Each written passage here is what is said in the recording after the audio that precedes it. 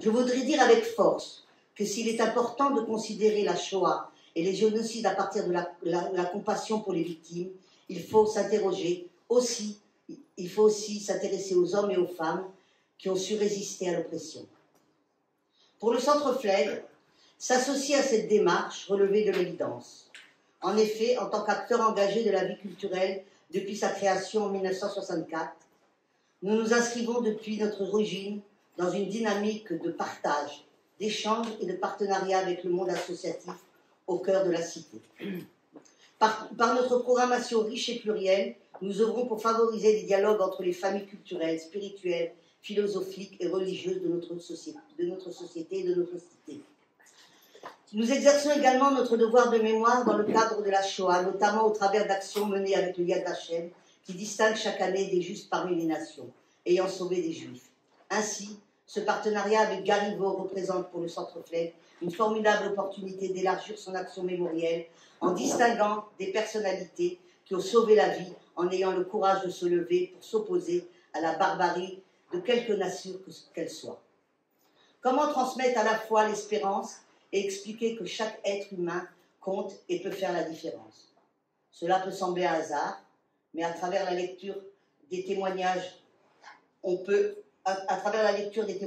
éduquer les jeunes et comprendre qu'agir pour la défense du bien n'est jamais un sacrifice ou une privation, mais un parcours qui peut rendre la vie plus riche et plus belle. On trouve le bonheur en faisant le bien d'autrui, car ainsi, on se fait du bien à soi-même. Ceci est le message fondamental des Justes. Cette démarche est donc avant tout éducative. Il s'agit de transmettre aux jeunes générations une mémoire active, notamment au travers d'actions pédagogiques sur le site où sont implantés les jardins des Justes. 150 jardins des Justes à travers le monde et plus de 120 aujourd'hui rien qu'en Italie. L'événement que nous inaugurons ce soir n'est que le commencement d'une longue histoire que nous voulons vivante et en marche constante et que nous ne voulons pas mener seuls. La mémoire est avant tout une forme d'éducation à la responsabilité individuelle. Ce soir, nous vivons un moment très particulier car nous sommes réunis au Centre Edmond Flegg pour inaugurer à Marseille avec Garivo le premier jardin des Justes. Pourquoi Marseille? Carrefour des identités, du métissage et du vivre ensemble, Marseille était le lieu tout indiqué pour un tel projet. Je voudrais rappeler que lorsque j'ai rencontré Gabriel Nissim la première fois, il a dit c'est Marseille qui va inaugurer les jardins des Justes de France, parce que c'est vraiment le lieu où il faut le faire. Il faut commencer en tout cas. La cité phocéenne a souvent été au centre d'impulsion et nous pensons qu'elle pourrait être à l'origine d'autres jardins en France. Ce soir, nous posons la première pierre d'un futur jardin où les arbres seront plantés chaque année à Marseille pour honorer la mémoire des femmes et des hommes s'étant distingués par leur courage, leur résistance ou leur désobéissance afin de sauver des populations en danger. Merci d'avoir répondu présent à l'hommage que nous rendons ce soir à 3 Justes de l'humanité. Édouard Glissant disait « Chacun a besoin de la mémoire de l'autre ». Pour cette première année, nous planterons symboliquement 3 arbres au Centre Flegg avec la volonté, l'année prochaine, et avec le soutien de la mairie de Marseille, et de replanter dans un jardin de la ville. Ce sera le moyen de faire connaître aux Marseillais tous ces Justes. Ces 3 premiers arbres du Jardin des Justes de Marseille mettent à l'honneur 3 Justes ayant sauvé des vies pendant la Shoah, les génocides arméniens et le génocide des Tutsis, à savoir Brian Fry, le vice-amiral Louis Dartic de Fournet et Félicité Niété-Guéka. Merci de votre attention. J'appelle à mes côtés Gabriel Nissim, président fondateur de Garivo.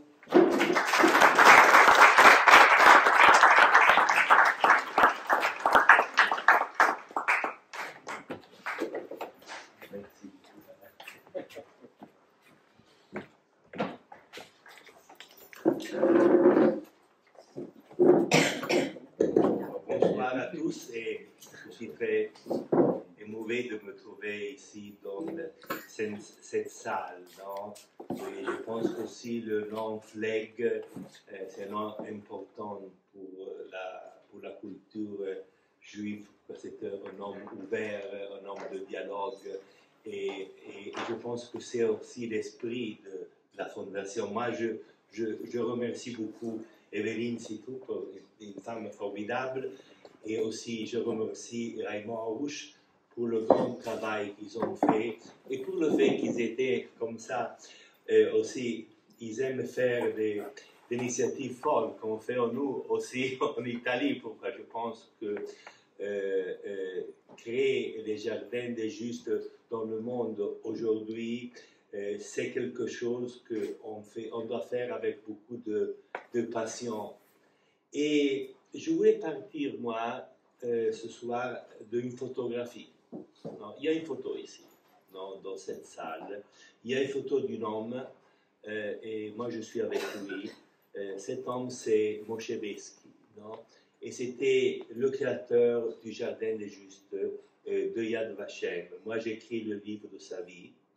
Et dans une des dernières rencontres que j'ai eues avec lui, vous devez penser qu'il avait lutté toute la vie pour faire connaître les justes. Et il m'a dit quelque chose que c'est peut-être à la base, à l'esprit du travail qu'on fait.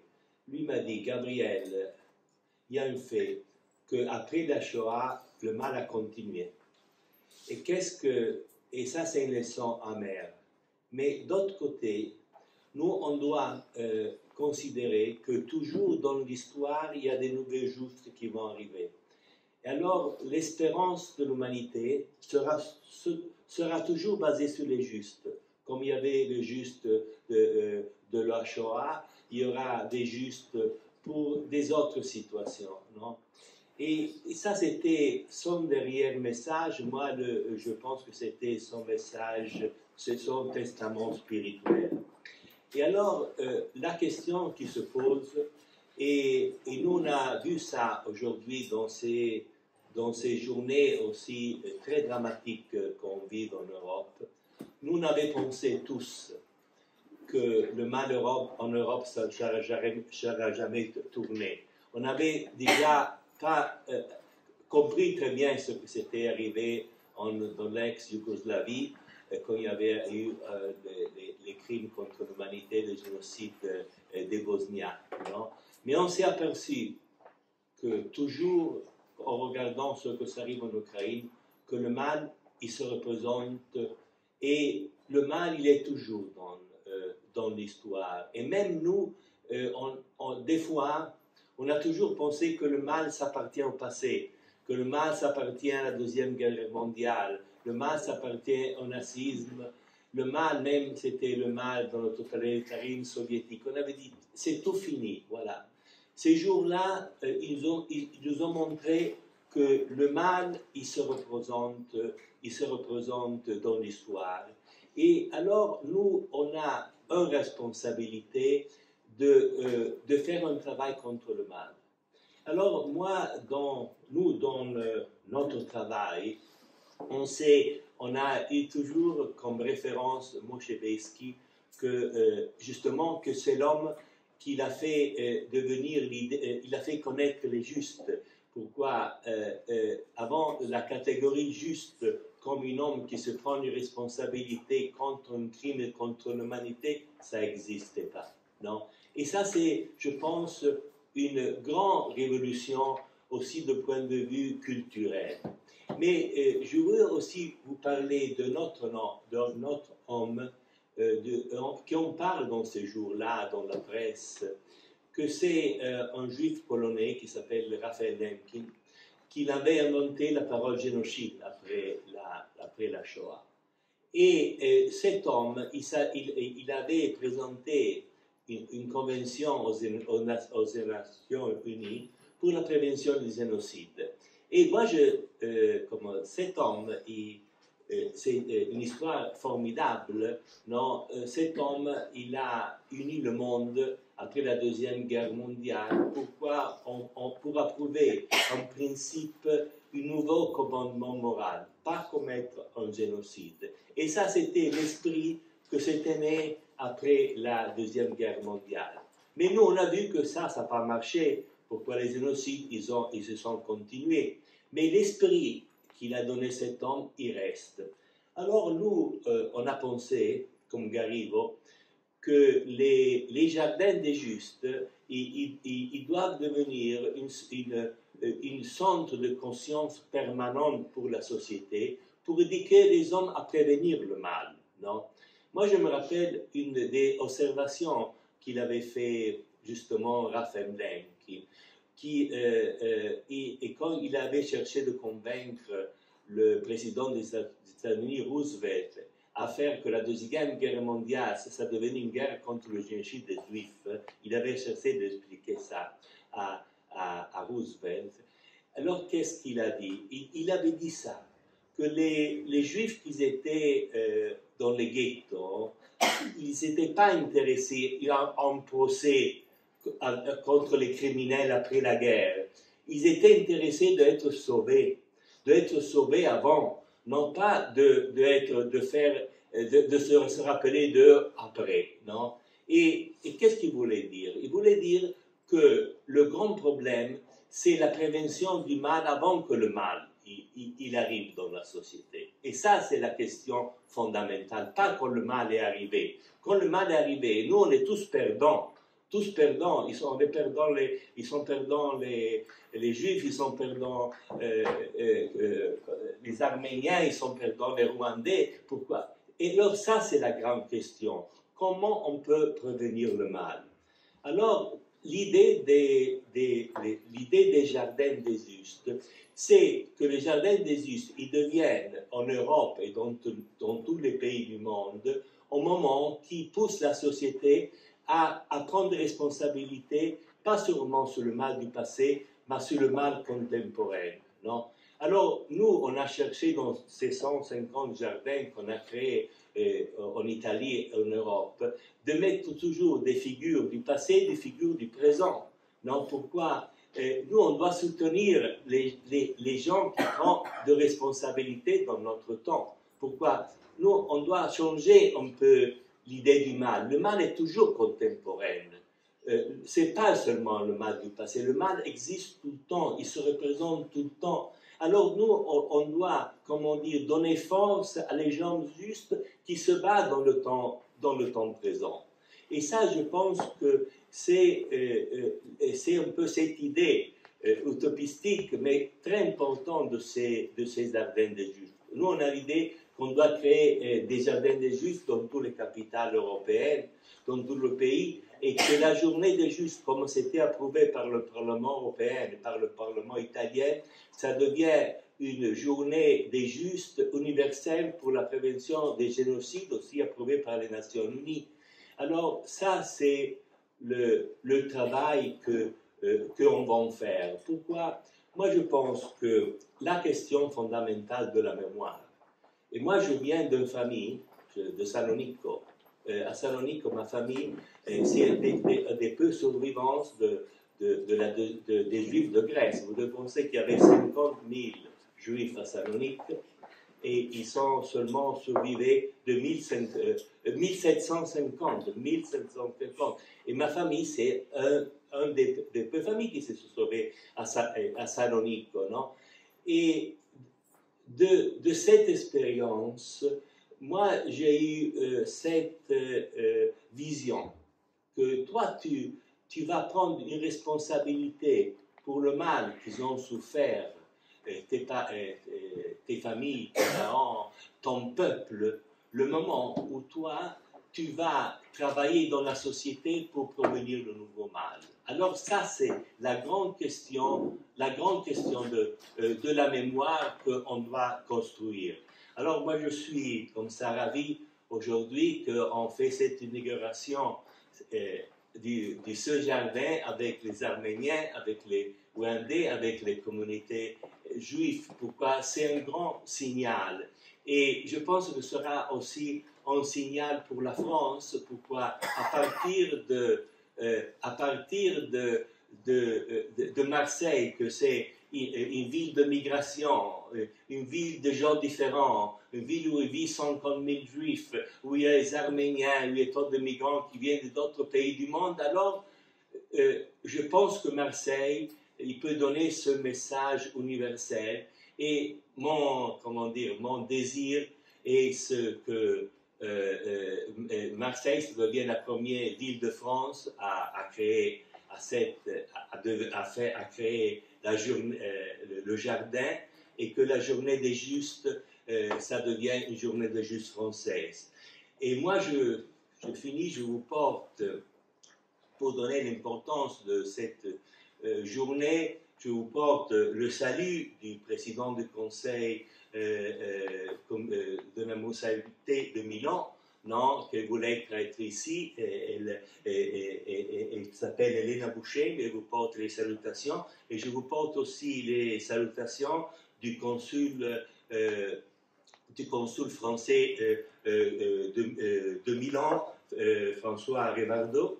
Et pourquoi toujours, je dois dire que la diplomatie comme ça française, elle a toujours pris comme ça à cœur le travail qu'on cherche de faire. Alors aujourd'hui, ça peut être un commencement pour un grand rêve de cette création du jardin. Et moi, vraiment, j'attends de venir à inaugurer le jardin dans la ville de Marseille, dans le plus beau jardin de la ville. Merci beaucoup. Merci.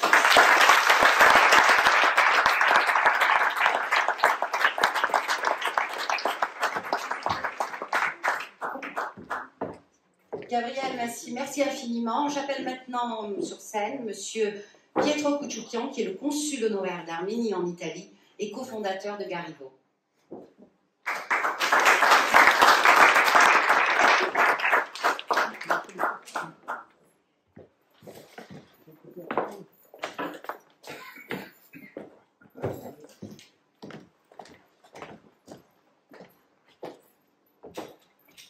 Bien, bonsoir à tout le monde.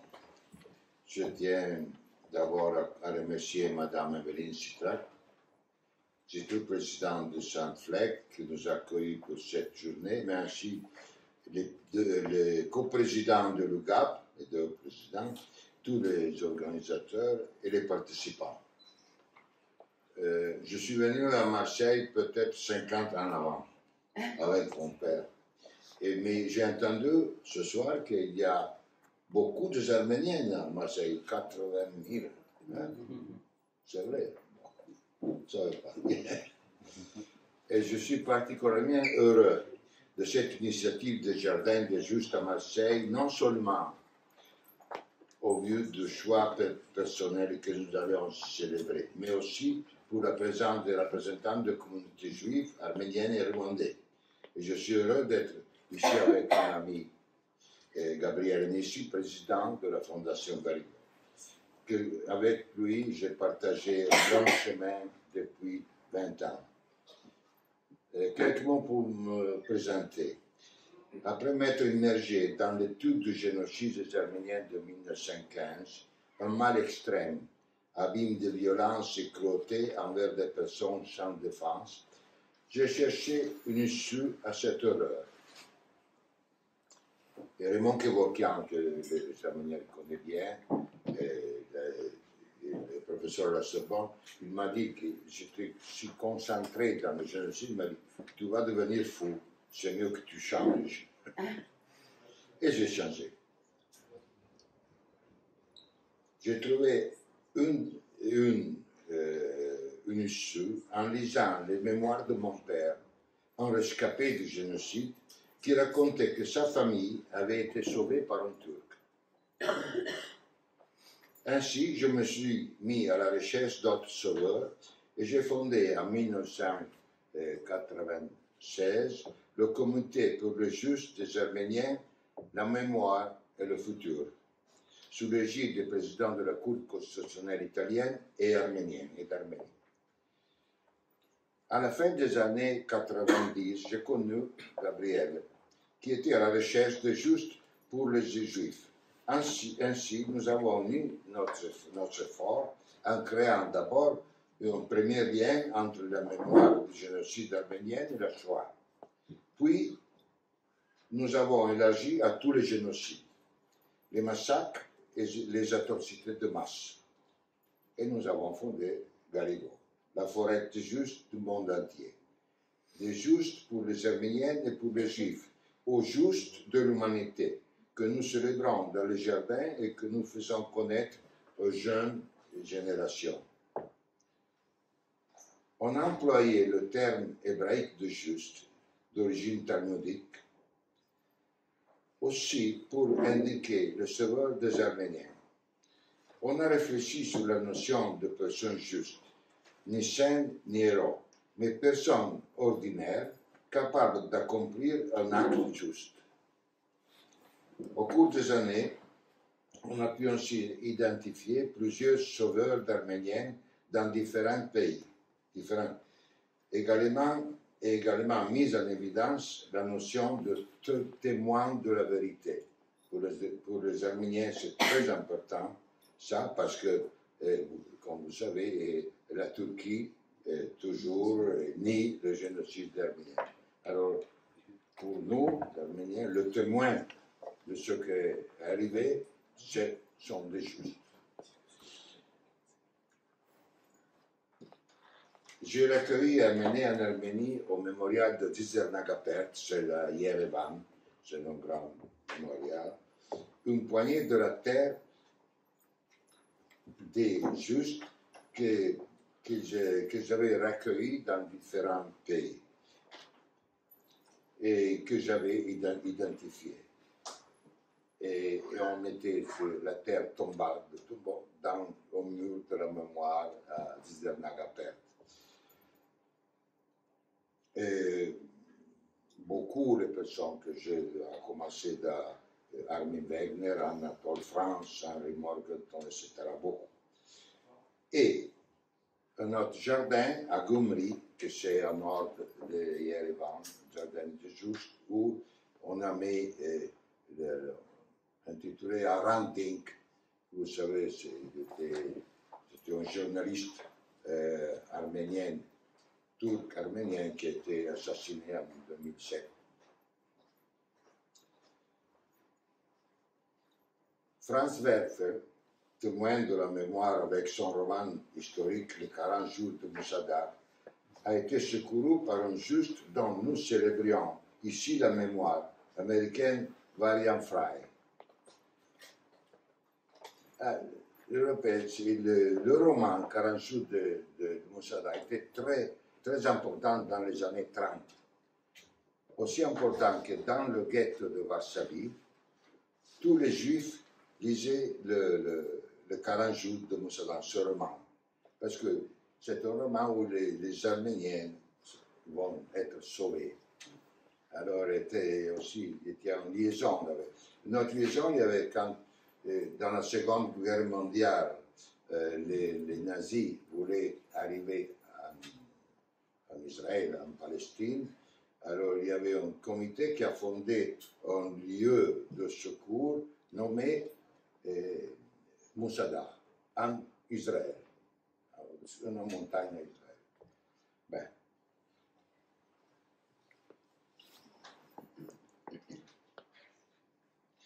L'amiral Louis Baptiste de Fournay, un autre juste célébré dans cette cérémonie, a prêté secours et sauvé en mer les rescapés arméniens des résistants de la montagne du Moussadar. Des gestes courageux pour prêter secours, pour sauver, parfois jusqu'à sacrifice de sa vie, comme cela a été le cas pour Félicite Nienterjeka, une juste pour le génocide du Rwanda. De ce parcours est née également la volonté d'aller à la recherche des justes ottomans, car il est, à mon sens, primordial de faire la distinction entre les gouvernements et le peuple, et de se rappeler que le front de bourreau n'est jamais compact. Comme cela s'est produit pour la famille de mon père qui a été sauvée par un voisin turc. Il y a toujours quelqu'un qui désobéit à des lois barbares et qui choisit de s'opposer au mal. Gabriele Nissi, grâce à sa ténacité hors pair, a réussi à instituer la Journée européenne des justes qui a lieu le 6 mars de chaque année. Ceci grâce aussi à la collaboration des Arméniens de France. Le comité Garigot est devenu aujourd'hui une fondation. Gabriele a choisi ce cas afin que cette idée puisse continuer à vivre à l'avenir. Plus de 100 jardins ont vu toujours le jour ces dernières années, seulement en Italie, et une dizaine dans le monde. Aujourd'hui, nous inaugurons ce nouveau jardin à Marseille, à la mémoire du bien possible, comme Gabriele Nissin nous le rappelle, avec son ami Moshevesky qui l'a. Pour nous, le travail éducatif est important. Tout arbre a un homme qui sert d'exemple aux jeunes, aux étudiants, mais aussi à toute personne de bonne volonté et permet de saisir le sens profond des actions de juste. De leur exemple naît la force qui nourrit la conviction qu'on se bat contre le mal en poursuivant le bien. Je viens à la conclusion. Au sein du Gariveau, nous réfléchissons plus particulièrement à cette question. Qui est en mesure de reconnaître les signes du mal? Et lorsque les reconnaît, comment faut-il agir? Il s'agit d'une question cruciale qui s'emporte dans le moment historique que nous vivons maintenant. Merci pour votre attention.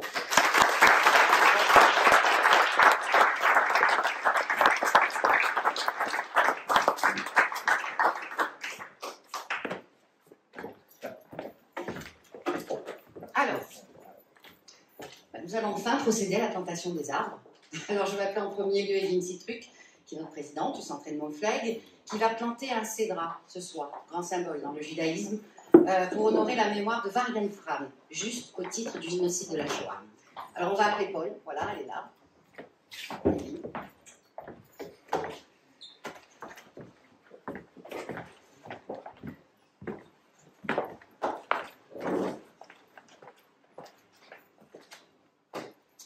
Alors bonsoir. Alors avant que j'oublie, parce qu'on oublie toujours de saluer, je voudrais d'abord vraiment remercier les membres du conseil d'administration d'Edmond Flegg qui sont ici présents et ceux qui ont collaboré pour que cette soirée soit une réussite. Karim Benarous, qui est le maître des cérémonies, Raymond Harouche, vice-président ancien à qui j'ai succédé et qui vraiment a été la cheville aussi ouvrière de cette cérémonie. Et Paul, si vous avez aujourd'hui ce décor, c'est grâce à elle et je souhaitais vraiment la remercier.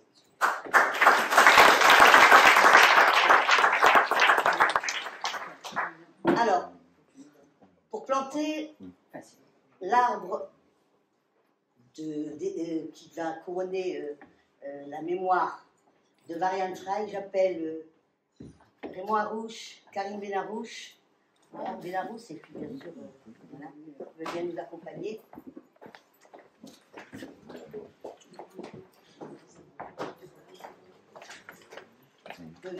Et monsieur Pierre Gay, adjoint au maire, délégué à l'éducation. Alors, je voudrais juste en quelques mots vraiment vous dire choisir les arbres, c'est pas anodin. Alors, vous attendez tous à des oliviers. Ben non, ce ne sera pas des oliviers. Les cerisiers, ce sont les arbres qui sont plantés au jardin de Milan. Alors, nous avons choisi des arbres sur lesquels poussent des agrumes. Un oranger, un citronnier et un cédra. Ce sont des arbres qui symbolisent le bassin de la Méditerranée. Leur odeur lorsqu'ils sont en fleurs, la beauté de leurs fruits et leur goût si différent et varié, sucré, acide, quelquefois amer, expriment bien l'idée de la diversité au sein d'une même famille et en même temps l'unité. Les arbres seront abrités provisoirement dans le jardin du Casim. Je remercie aujourd'hui la présidente ici présente et sa directrice, sa présidente Marie-Hélène Mondel et sa directrice qui n'a pas pu venir ce soir, Myriam Sobol, avant de trouver une implantation définitive où ils pourront trouver tout leur éclat. Un petit mot sur le cédra, qui est un arbre particulier dans la tradition juive, puisque déjà dans la Bible, il va accompagner 3 autres végétaux pour la fête des cabanes, la fête de Sukkot. Et le seul fruit qui accompagne ces 4 espèces, c'est le fruit du cédra, qui s'appelle en hébreu Pri Etz Hadat, c'est-à-dire c'est le fruit de l'arbre de la beauté. Et c'est un arbre magnifique. Et parmi ces 4 espèces, le cédra représente la perfection. Il est beau et il a une bonne odeur. C'est les qualités humaines, intérieures et extérieures. Donc on va vous demander de bien vouloir planter. Ah, je vais vous parler de Varian Fry quand même. Alors, on va vous parler de Varian Fry d'abord. Excusez-moi, je suis toujours très émue et je fais toujours des gaffes. Journaliste américain, Varian Fry est marqué par des scènes de pogrom à Berlin en 1935 lors d'un reportage qu'il effectue dans l'Allemagne nazie en tant que correspondant du journal américain The Living Age. Après la défaite de la France, il rejoint Marseille. Voilà pourquoi nous avons choisi Varian Fry, parce qu'il est lié à Marseille. À l'été 1940, officiellement en tant que journaliste. En réalité, il est envoyé par l'Emergency Rescue Committee, le comité de sauvetage d'urgence, qui officie dans la cité phocéenne sous le nom de Centre américain de secours. Sa mission, sauver des écrivains, artistes et juifs ou anti-nazis dont leurs noms sont inscrits sur une liste. La mission de reconnaissance de 3 semaines se transformera rapidement en une éprouvante aventure de 13 mois, au cours desquels il prend conscience du drame humain qui se joue dans l'Europe sous la botte nazie. Malgré la surveillance du régime de Vichy, il aide de nombreuses personnes à se cacher avant leur départ pour le Portugal, alors neutre, ou la Martinique. Aidé financièrement par la collectionneuse d'art juive américaine Peggy Guggenheim et assisté dans sa mission par le vice-consul américain à Marseille, Hiram Bingham IV. Il parvient à faire sortir du territoire français des intellectuels, des artistes de renom tels que Claude Lévi-Strauss, Max Ernst, Hannah Arendt ou encore Marc Chagall. Désavoué par son pays, alors encore neutre, il se voit confisquer son passeport par les autorités américaines et doit quitter l'Europe le 16 septembre 1941. Il charge alors l'un de ses assistants, le résistant français Daniel Bénédicte, de poursuivre son œuvre en son absence. Varian Fry n'aura de cesse, après son retour aux États-Unis, de chercher à sensibiliser l'opinion publique sur le sort des Juifs d'Europe. Malgré la notoriété publique de son action de sauvetage et la célébrité des personnes qu'il a secourues et sauvées, Varian Fry n'a bénéficié que de peu de reconnaissance avant sa mort. En 1995, près de 30 ans après sa disparition, il fut reconnu par Yad Vashem, juste parmi les nations, à titre posthume.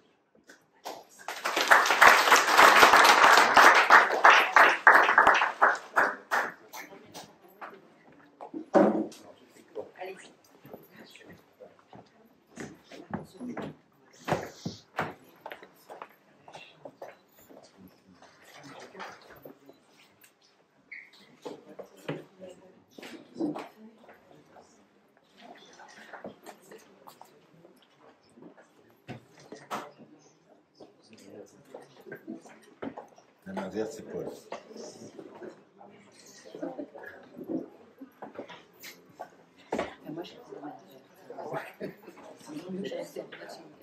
Il en a mis sur le tapis. Oui. Il en a mis sur le tapis. C'est pour ça qu'il y a un tapis. Très bien.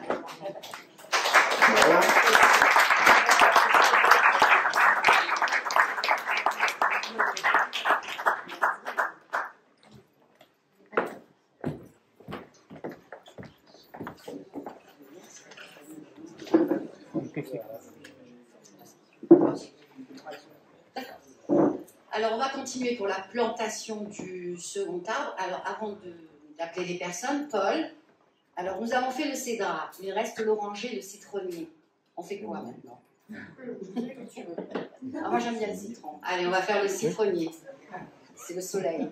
Et pour ça, eh bien, je vais appeler Aurore Brunat, parce que cette plantation va être faite par vous. Nous sommes très heureux de vous recevoir ce soir en tant que présidente de l'UGAB, qui est l'Union Générale Arménienne de Bienfaisance de Marseille, coprésidente du CCAF Sud qu'elle partage avec Azad Balalas Kazadian. Alors le CCAF Sud, c'est eh bien, le Conseil de coordination des organisations arméniennes de France, la section Sud, Et on me dit qu'il y a une troisième personne, alors qui est Arakadavadian, qui est sportif de je ne sais pas. Voilà, on m'a donné, voilà. Vous savez ça, c'est les trucs de dernière minute.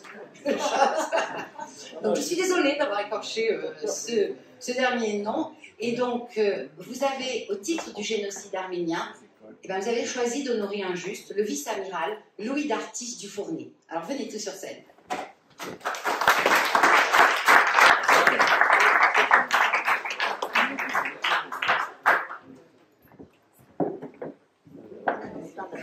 Alors, tu veux pas parler, dire un petit mot?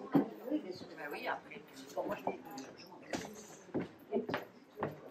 Bonsoir, excusez-moi, je pensais que c'était Chers amis, mesdames et messieurs, je remercie toutes les personnes impliquées dans cette initiative, en particulier ma chère Evelyne, présidente du Centre Flegg, monsieur Gabriel Nissim de l'association Garivo, monsieur le consul honoraire d'Arménie en Italie, le cher Bruno Benjamin, président du CRIF, Marcel Camanda pour l'association Ibuka, bien sûr monsieur l'adjoint au maire, monsieur Pierre Huguet. Chers amis, je suis très heureuse, au nom de l'Union Générale Arménienne de Bienfaisance que j'ai l'honneur de présider, d'être aux côtés du Centre Flegg, de la Fondation Garivo et de l'association Ibuka pour inaugurer un jardin des justes, dont le but est de s'efforcer de faire reconnaître les justes et de promouvoir la mémoire du bien. Ceci en tant qu'outil éducatif puissant pour prévenir les génocides, les crimes contre l'humanité et peut-être tout simplement pour inculquer et valoriser l'espoir. Dans les cours d'histoire, hélas, on enseigne toujours la vie et les actes de ceux qui ont fait le mal, ordonné des crimes contre l'humanité. Mais ceux qui ont fait le bien restent souvent dans l'ombre. Et il faut rétablir cela.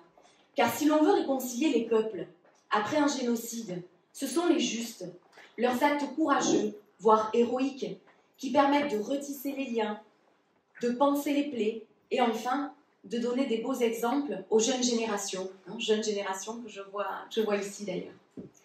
Dans tous les crimes contre l'humanité, il y a fort heureusement ceux qui, souvent au mépris de leur vie, refusent de faire le mal, protègent les victimes ou n'obéissent tout simplement pas aux ordres iniques.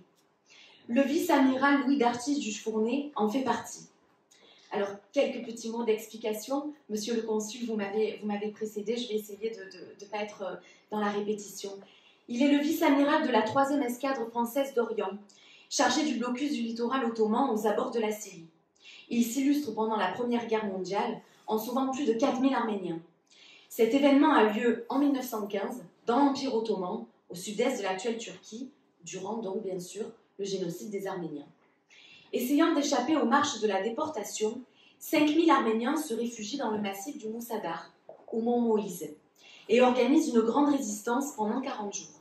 Alors ils bâtissent des fortifications provisoires, ils résistent héroïquement, mais au bout d'un moment, les fournitures en eau, en munitions se tarissent et la situation se dégrade. Cette résistance fut un exploit, car les soldats turcs sont armés de canons et auraient forcément fini par massacrer ces Arméniens résistants. Les Arméniens réussissent à attirer l'attention du croiseur Guichen au nord de la baie d'Antioche avec un drap blanc marqué d'une croix rouge et d'une inscription « Chrétien en danger ». Et Louis Dartis du Fournet prend l'initiative de sauver des vies alors que l'état-major ne lui donne aucune instruction et ne répond pas bien sûr à sa demande. Il laisse parler son humanité et au lieu d'obéir aveuglément aux ordres, c'est ce qu'on appellerait aujourd'hui de la désobéissance civile. Selon ses propres mots, je le cite, « Le temps nous était compté et quelles que fussent les instructions, il était nécessaire de tous les évacuer. » Donc sous sa responsabilité, le 12 et le 13 septembre, plus de 4000 Arméniens, dont 1563 enfants, et d'ailleurs certains naissent pendant cette opération de sauvetage, sont embarqués sur 5 croiseurs français. Les marins français de la 3e escadre donnent le meilleur d'eux-mêmes pour réussir cette évacuation sur Port Saïd en Égypte, où les rescapés sont accueillis, gardant le nom de Moussa Lertsi ou enfants du mont Moussa. Les Anglais avaient refusé l'accueil des rescapés, mais le vice-amiral finit par convaincre les Alliés d'installer les camps de réfugiés, et tout ceci encore sans obtenir l'accord de ses supérieurs.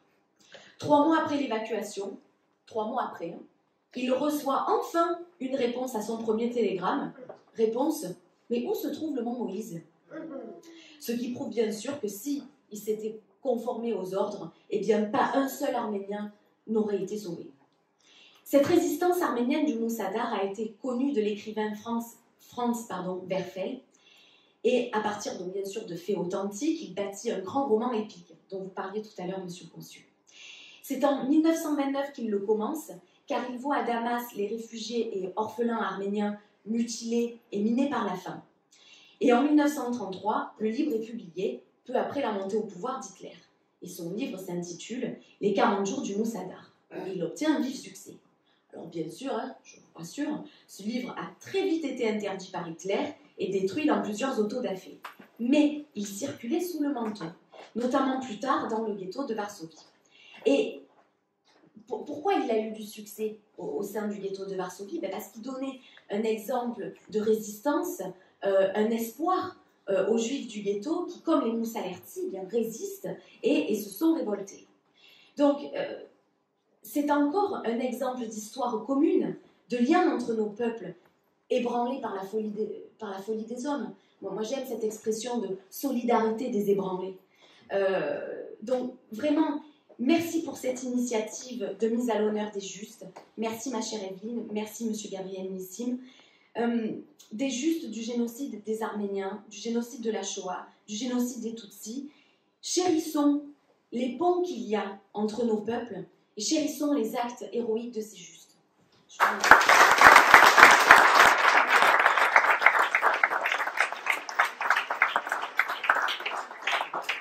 vous remercie. Merci.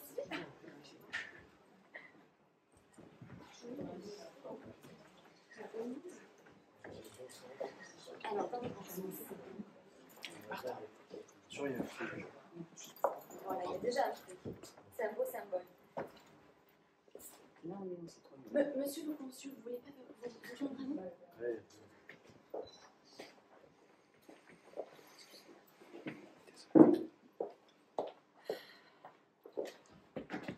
Et voilà.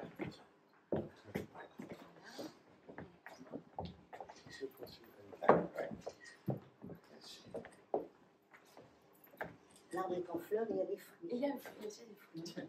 C'est la vie, c'est l'espoir.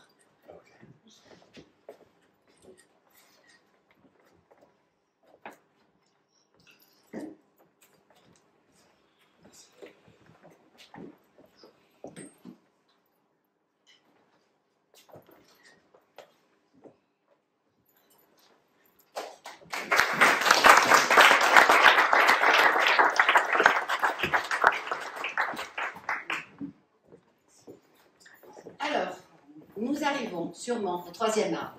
Nous avons déjà planté le cédrat, le citronnier, il nous reste l'oranger. Et pour l'oranger, eh bien, j'appelle Marcel Cabanda, historien, membre du conseil d'administration, ancien président de l'association IBUCA, qui en français veut dire Souviens-toi, mémoire et justice, en compagnie de Bruno Benjamin, président du CRIF Marseille-Provence, oui, et Marie-Hélène Landner, présidente du CASIM, pour planter un arbre. Et le juste que vous avez choisi, que j'ai pu découvrir et vraiment admirer cette histoire, c'est une juste. C'est Félicité Niyitegeka au titre du génocide Tutsi au Rwanda.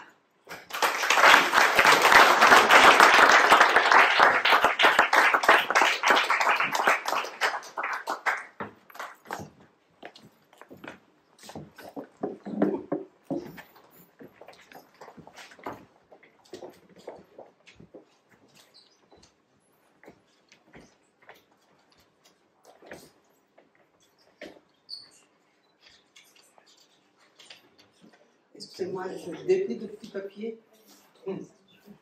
Parce que ça va m'aider tellement je suis ému.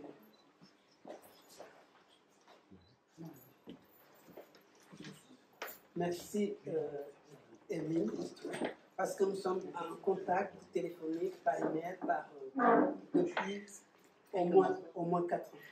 Ah oui, au moins 4 ans. Et merci, Monsieur Gabriel Nissim, pour l'idée que vous portez, promouvoir le concept des justes. Parce que ce n'est pas évident. moi-même, je suis descendant des victimes du génocide Tutsi. Ma famille a été décimée. Mais quand on m'a parlé des Juifs en 1994, ben, j'ai dit non, il n'y en a pas. S'il y en avait eu, il n'y aurait pas eu autant de morts. Et moi, la question ne se posait même pas. Mais il a fallu que les rescapés parlent et disent au patron. Voilà.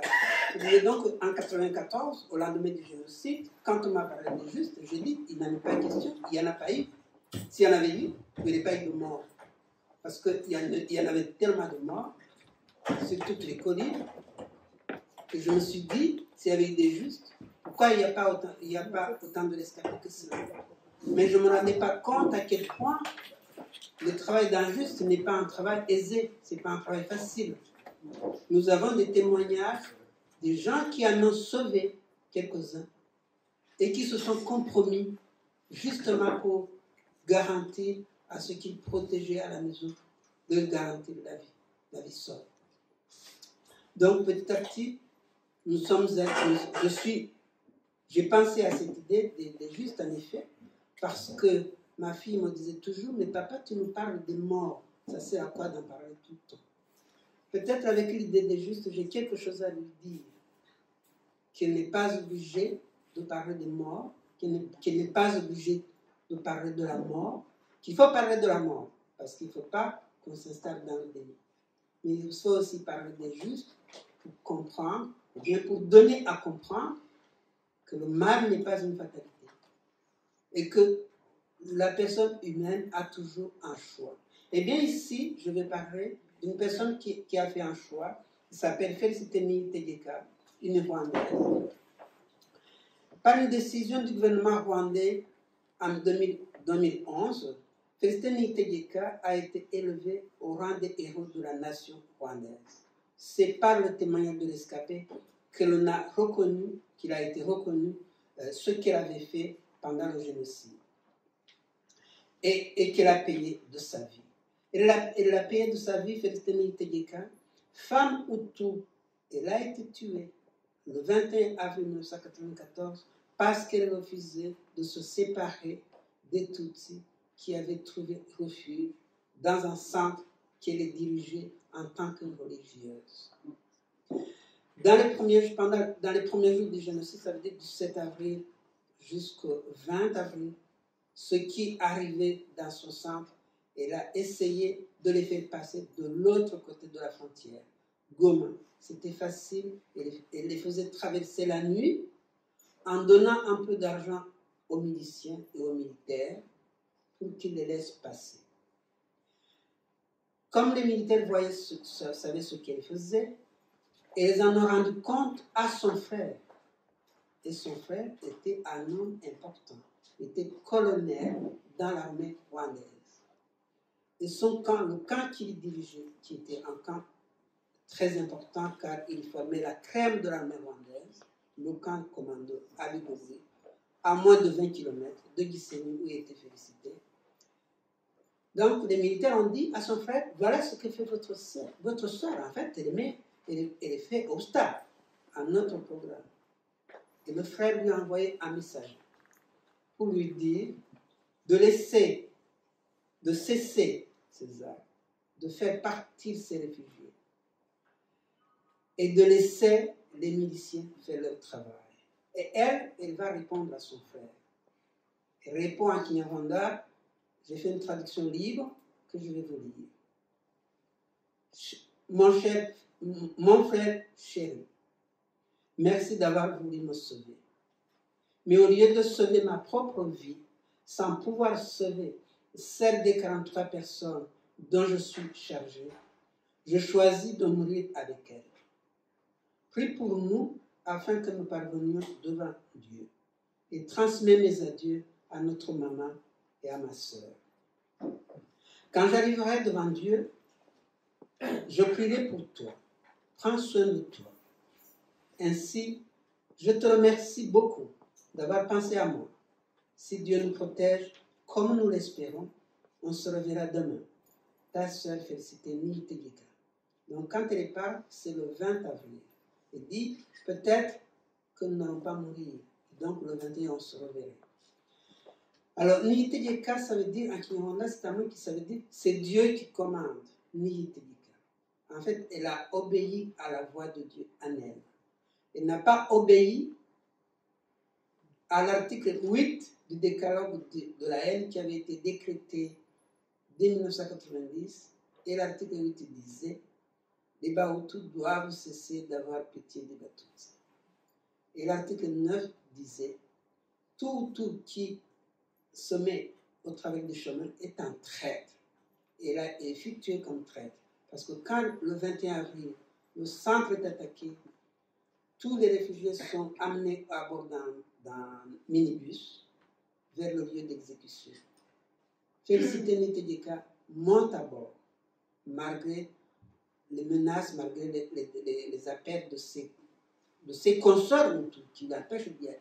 Et elle dit non, je ne peux pas ne pas y aller. Je veux savoir où ils vont. Et quand elle arrive sur le lieu d'exécution, tout le monde est tué. Elle aussi est tuée, mais elle est tuée la dernière, car elle refuse de partir.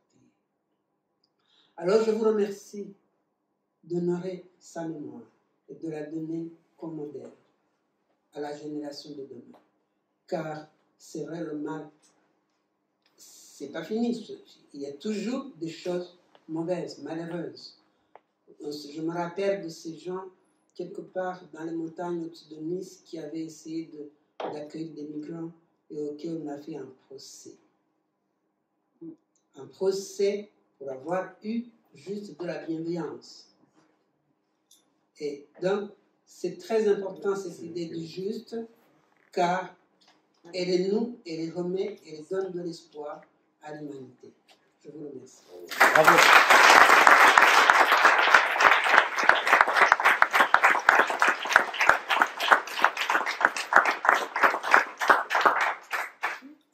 Si vous voulez, voilà, montez aussi pour flanquer la route. Allez-y. Venez, n'ayez pas peur.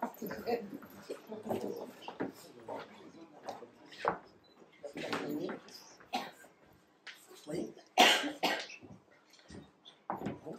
Allez, on va.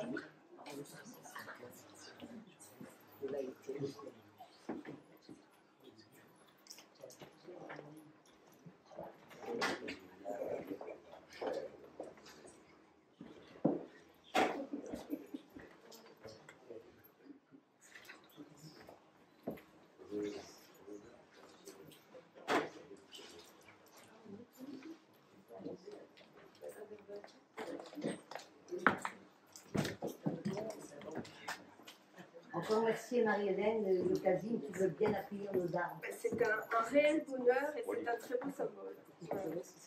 Ouais.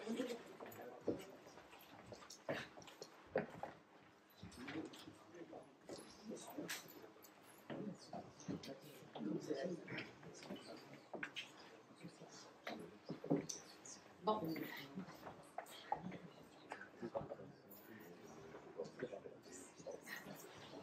Je sens qu'il y en a qui sont plus jardiniers que d'autres.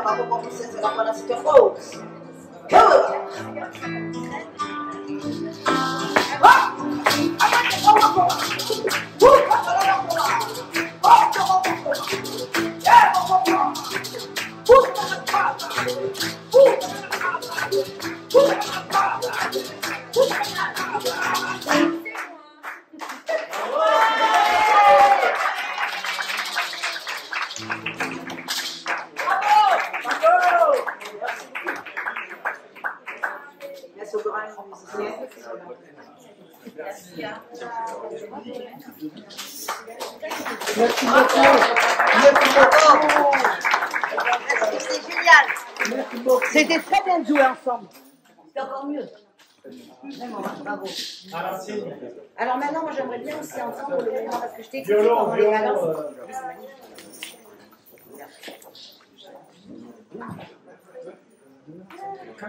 Vous avez pris les photos de l'ensemble de tous? Alors on l'enverra à Marcel après. Dans une,